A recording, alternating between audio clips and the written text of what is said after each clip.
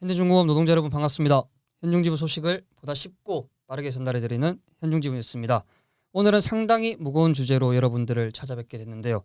바로 노동법 개혁과 전태일 3법입니다. 노동자 여러분들도 언론을 통해서 익히 들으셨다지만 그 상세한 내용에 대해서는 접하기 어려우셨을 건데요.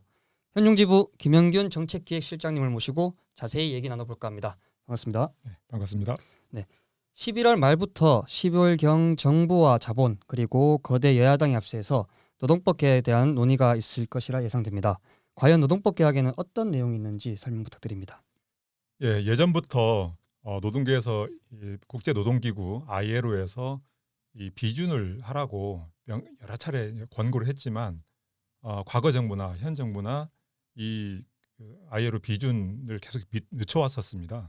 그런데 이번에 촛불 정부의 문재인 정부에서 뭔가 바꿔보겠다고 애를 쓰고 또 공약도 얘기했지만 결국은 그 노동자와 자본에 뭐 힘을 맞추겠다고 하면서 이번에 노동법 개혁을 함께 추진하고 있는 상황입니다. 네, 그럼 ILO 핵심 협약 중에 결사의 자유를 포괄하는 내용을 비준하여 노조 조직력을 높이겠다는 게 문재인 정부의 약속 아니었나요? 네, 맞습니다. 하지만 이 ILO 핵심 협약 비준과 동시에 노동법 개혁을 함께 추진하고 있는 것이 현재 문제입니다. 네, 그럼 실장님께서 말씀하시는 노동법 개혁의 주요 내용이 무엇인가요? 이번 노동법 개혁에는 크게 세 가지 주요 내용이 있는데요. 첫 번째로 이제 조합원의 자격을 차별하는 것입니다. 네. 그게 뭐냐면 노동조합이 있는 해당 사업장에 종사하지 않는 조합원들은 이 사업장 출입을 제한받게 되는 거죠. 우리를 사례로 한번 살펴보면 우리 2017년도에 인적 분할로 현대중공업이 4개사로 쪼개졌는데 네. 지금 현대중공업 지부에는 이제 분할사와 함께 연대 활동을 함께 하고 있죠. 그런데 앞으로 이 법이 통과되게 되면 우리가 그 사업장에 들어갈 수 없는 상황이 될 수도 있다는 거죠. 그래서 이제 우리가 연대 활동하는데 상당히 심각하게 문제가 되고 지금 우리가 금속노조로 산별을 가입을 했는데 금속노조 간부가 현대중공업 사업장에 들어올 수 없는 그래서 사실상 산별노조 파괴법이다 이렇게 지금 볼 수 있다는 거죠. 네. 현중지부에서 2017년 인적 분할에 대한 대응 방안으로 금속노조에 힘있게 가입하였는데 그것이 모두 물거품이 된다는 말씀이시군요. 예, 그렇습니다. 네. 두 번째로는 단체 교섭 유효 기간을 3년으로 연장하는 것입니다. 현재 지금 2년에 한 번씩 단체 협약을 진행하고 있는데 네. 이것을 3년으로 연장하게 되면 이 3년 만에 한 번씩 단체 교섭을 한다는 거죠. 그런데 지금 현대중공업 지부나 또 금속노조 대부분의 사업장이 임원의 임기가 2년입니다. 네, 그렇죠. 그러면 그 앞으로 이 어떤 위원장은 자기 임기 내에 단체 교섭 한 번도 못 해보고 끝나는 상황. 그리고 이 단체 교섭을 3년에 한 번씩 하다 보니까 노동자의 노동 조건의 어떤 변화 또는 노동 조건의 개선에 커다란 문제가 발생한다는 것이죠. 네, 뭐 현재는 2년마다 임금 교섭 그리고 단체 교섭을 병행해서 단체 협약 속의 내용을 뭐 발전시켜 나가고 좀 더 증진시켜 나가고 있는데 이게 3년에 한 번씩만 가능하다는 말씀이시네요. 그렇죠. 네, 이것이 결국 헌법상에 보장된 이 단체 교섭권, 쟁의권, 노동조합의 교섭을 할 수 있는 자유 이것을 박탈하거나 또는 3년에 한 번씩 하게 한다는 이런 제약을 주는 아주 악법이 중에 악법이라고 볼 수 있습니다. 노동조합의 무기라고 볼 수 있는 교섭권 그리고 쟁의권을 침해하다니 참으로 저도 노동자 한 사람으로서 어이가 없습니다. 마지막으로 세 번째는 무엇입니까? 예, 마지막으로 세 번째는 더 기가 막힌데요. 사업장 내 쟁의 활동 금지 조항입니다. 네. 사업장 내 일부나 전부를 점거하지 못하도록 하는 이 계약안은 만약에 이게 적용되면 우리 사업장에서 아침 출퇴근 선전전, 우리 오토바이 경격 시위, 피켓팅, 그다음에 평화적으로 진행하는 집회 네. 이런 전체가 사용자가 일부 점거다. 그러면 우리가 전체 할 수 없게 되는 거죠. 네. 그래서 노조 활동을 회사 밖에서 또는 쟁의 활동을 회사 밖에서 해야 되는 정말 노동조합 활동 자체를 크게 위축시키는 정말 악법 중의 악법이고요. 노동조합의 존재의 가치를 완전히 상실케 하는 것이죠.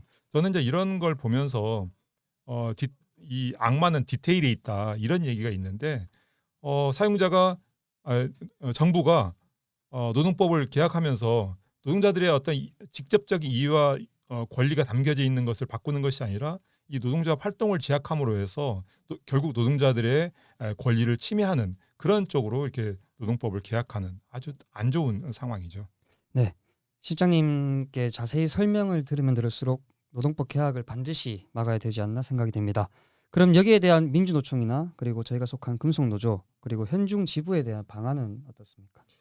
예, 이 노동법 개혁을 막기 위해서 그 노동 금속노조하고 민주노총에서 지금 총력 투쟁을 선포한 상태입니다. 네, 지금 거대 여당하고 야당이 야합을 해가지고 노동법 개혁안을 상임위에 상정할 예정입니다. 아마 다음 주, 다다음 주에 아마 그런 부분들이 예정될 건데요. 네, 이것이 이제 상정되게 되면 결국 논의가 진행되고 논의되자마자 곧바로 통과될 수 있는 여지가 생기기 때문에 네. 우리가 이 전태일 3법을 쟁취하고 노동법 개혁을 저지하는 총력 투쟁을 돌입해야 되는 그런 상황이 있습니다. 네, 근어 때보다 노동자들의 단결된 투쟁 동력이 필요할 것 같습니다. 방금 말씀 중에 전태일 3법에 대해서도 말씀해 주셨는데 간단하게 설명 부탁드립니다. 네, 우리 지난달 민주노총에서 이제 하반기 투쟁 쟁점으로 해서 전태일 3법 입법 발의 운동을 전개해서 우리 10만 명들이 서명을 해서 지금 우리가 상정을 했습니다. 네, 근데 그 내용으로는 이제 특수고용, 그다음에 간접고용 노동자들과 5인 미만 영세사업장 노동자들을 보호하는 그런 법과 네. 그다음에 우리 지금 사업장에 심각하게 문제가 되었던 중대재해기업처벌법 네. 이것을 입법을 통해서 노동자의 생명을 보장하는 그런 내용들입니다. 정부와 자본이 손잡고 이 노동법 개혁을 시도하고 있는 지금 이 전태일 3법 쟁취, 그다음 총력 투쟁을 통해서 노동자의 권리 증진에 힘을 모아야 할 상태입니다. 네. 실장님으로부터 노동법 개혁과 전태일 3법에 대해서 자세한 내용을 들을 수 있었습니다. 마지막으로 한 말씀 부탁드리겠습니다. 우리는 매년 11월 13일 전태일 정신을 계승하기 위해서 이 전국 노동자 대회를 하고 있습니다. 네. 올해는 이제 코로나 때문에 전국 16개 지역에서 권역별로 집회를 진행하는데요. 네. 울산에서는 이번 주 토요일 오후 2시에 태광 둔치에서 전국 노동자 대회를 개최합니다. 네.